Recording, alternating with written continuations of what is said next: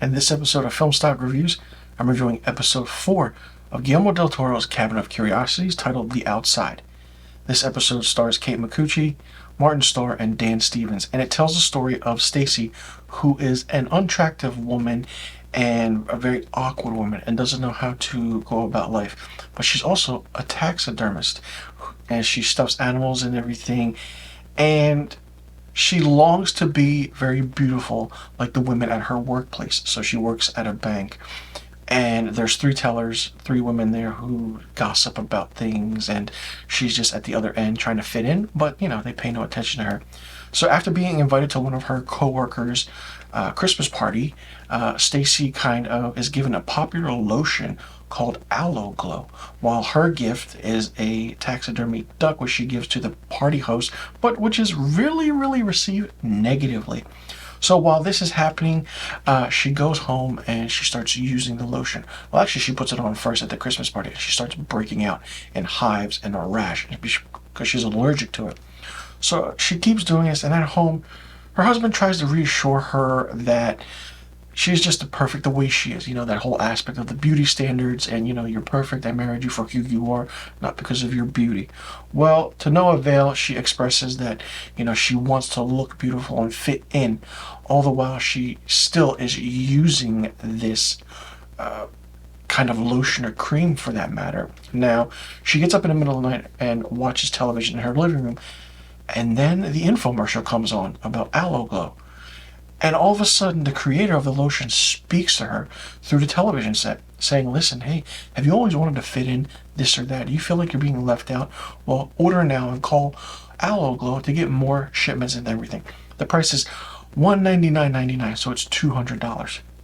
Okay, so she calls, and then the next morning there's a knock at the door. A whole package arrives filled with the Aloe Glow cream. She takes it downstairs in the basement, and, as her rash persists and everything, it keeps going and going, but as the while her husband tells her, you're still perfect, you're still perfect. But she's using the lotion slowly, very slowly.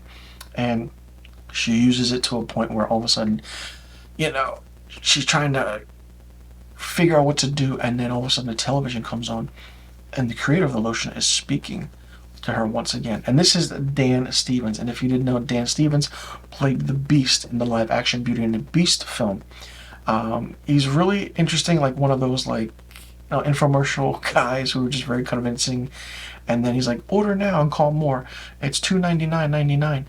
It's like, wait a minute, wasn't it just $199.99? It's very interesting how the minute Easter egg details you pick up on as you're watching an episode like this.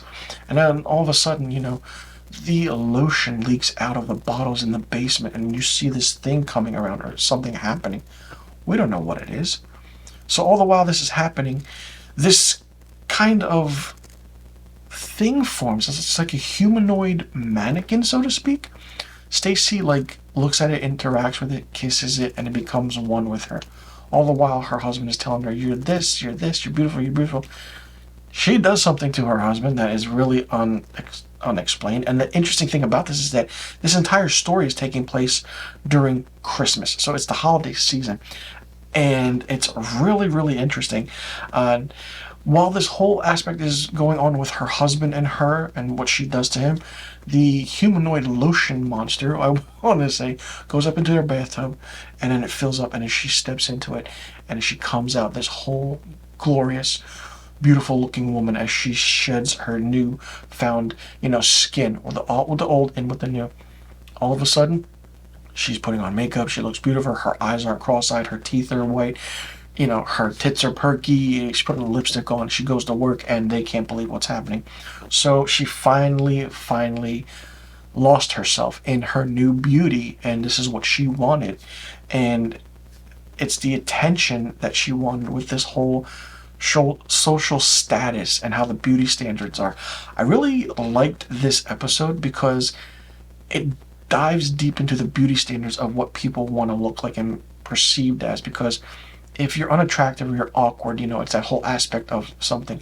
And the character of Stacy actually said it perfectly in this episode, where she says to her husband that, you're a guy, no matter if you're old, you're young, you fat, skinny, people will still talk to you, people will still like you. Other than being a woman, you're always unattractive or ugly, and there's all these beauty standards that have to take place in order to fit in with other women or societies, so they don't talk about you or talk about you behind your back. And it really resonates, especially with certain aspects of today's world, where everything's social media, Instagram, filters. You have to look good looking like this, looking like that. Everyone's looking like, certain people in certain aspects. People getting, surgeries to look like their favorite celebrities. It's mind-boggling. And for an episode and a show like this to touch on a topic like that, it's really, really interesting and absolutely well done. Kate Micucci is phenomenal. I mean, she is really underrated, as are Martin Starr and Dan Stevens. Now, the aspect of seeing her all of a sudden glow, and it's just like, wow, like she went through all this. I mean, the hives and the itching, the makeup was done really, really well. The aspect of what she does to her husband was unexpected and really weird. And, it's the whole aspect of what's going on. The idea of being awkward, not the most attractive, unattractive, and all of a sudden being beautiful. Is that what you want? That's what you need. It's a whole aspect of the mind, it's like, no, it's like the character of Stacy is really, really like one of those, like, high school girls you make fun of, but then later on, 20 years later, she becomes the most attractive woman you've ever seen. It's the total 360 effect. And this was a really, really well done episode, and it was really, really well written as well.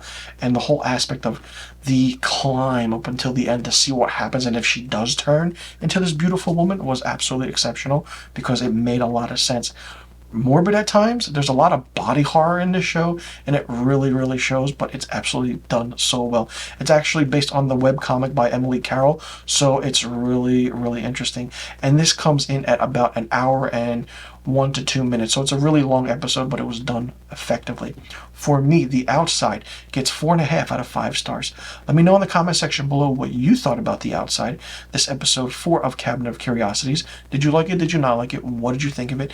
Did you think it stuck with the aspect of the beauty standards and how, everything's just, you have to be attractive in this world today? And do you think they picked up on every single matter that, is going on in the beauty world, and especially the cosmetic world? Because anytime you watch an infomercial, you're going to find a beauty cosmetic commercial out there for something or someone to attract you into looking better than what you are with the aging process and everything. Let me know in the comment section below about all the questions I just asked, and also let me know what rating you would give this episode of Guillermo del Toro's Cabinet of Curiosities. And I'll see you all in the next review video. And be sure you stay tuned for more episode reviews of Guillermo del Toro's Cabinet of Curiosities.